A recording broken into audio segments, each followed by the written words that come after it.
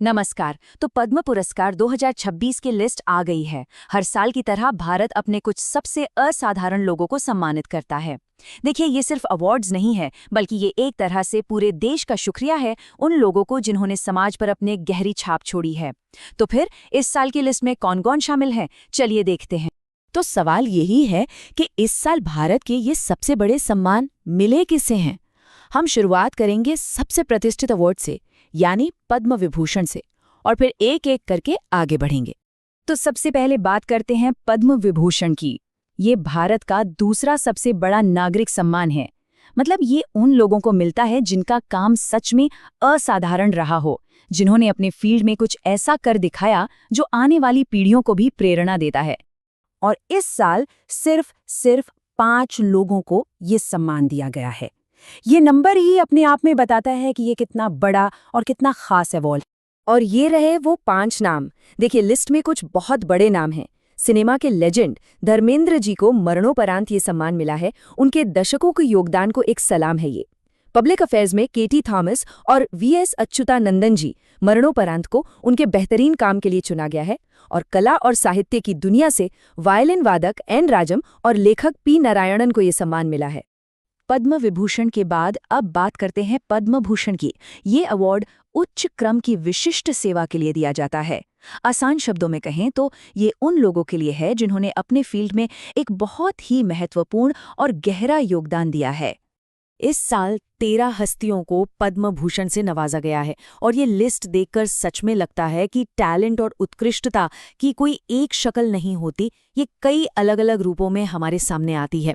इस लिस्ट पर नजर डालें तो वाह, संगीत की दुनिया से अलका याग्निक और सिनेमा से ममूटी जैसे दिग्गज कलाकार हैं। खेलों की दुनिया से टेनिस के लेजेंड विजय अमृतराज का नाम है। मेडिकल फील्ड में ऑन्कोलॉजिस्ट डॉक्टर नूरी दत्तात्रेयुडू को उनके शानदार काम के लिए सम्मानित किया गया है। और लिस्ट यहीं खत्म नहीं होती। इसमें बिजनेस, पब्लिक अफेयर्स और सोशल वर्क के भी बड़े नाम शामिल हैं। ये दिखाता है कि कोई कहीं भी हो, किसी भी फील्ड में हो, एक पॉजिटिव असर डाल सकता है। और अब बारी आती है पद्मश्री की। देखिए, ये अवार्ड उन हीरोज के लिए है जो अक्सर लाइमलाइट से दूर रहते हैं।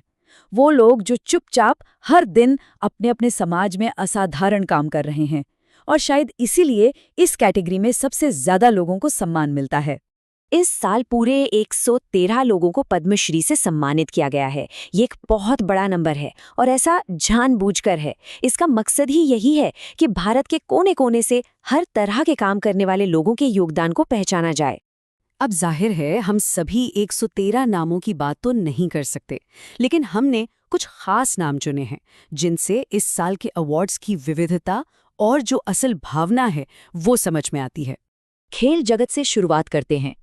यहाँ क्रिकेट से हमारे पावर हिटर रोहित शर्मा और हरमनप्रीत कौर भुल्लर हैं, और हॉकी में गोलकीपर सविता पुनिया, जिन्हें लोग द ग्रेट वॉल भी कहते हैं, उनको उनके जबरदस्त खेल के लिए ये सम्मान मिला है।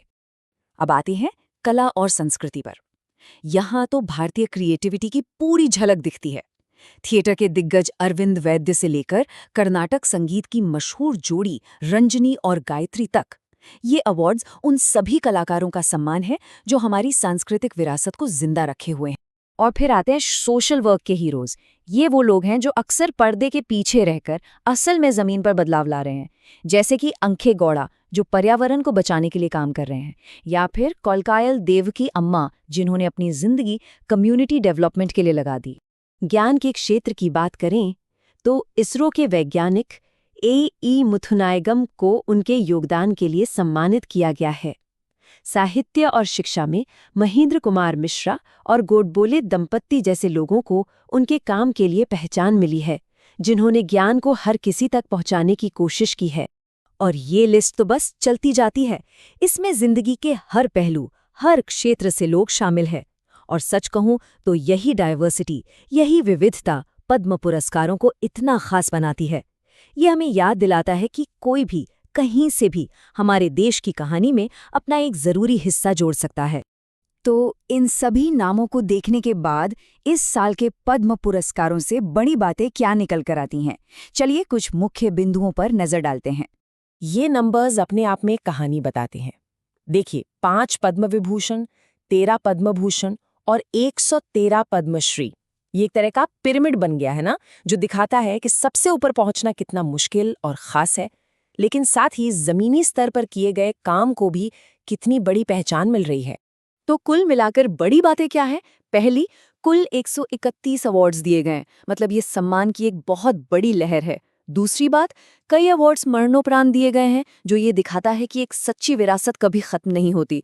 और तीसरी और सबसे अहम बात, कला, पब्लिक अफेयर्स और सोशल वर्क पर जो जोर दिया गया है वो बताता है कि एक मजबूत समाज सिर्फ अर्थव्यवस्था से नहीं बल्कि अपनी आत्मा से और अपने लोगों से बनता है। और आखिर में ये पूरी लिस्ट हमें एक बड़े सवाल के साथ छोड़ जाती है। ये सम्मान सूची एक देश के तौर पर हमारी प्राथमिकताओं के बारे में क्या बताती है? हम किससे अपना हीरो मानते हैं, किसे सम्मान देते हैं? इससे बहुत कुछ पता चलता है कि हम असल में कौन हैं और भविष्य में क्या बनना चाहते हैं। ये एक ऐसा सवाल है जिस पर सोचने की जरूरत है।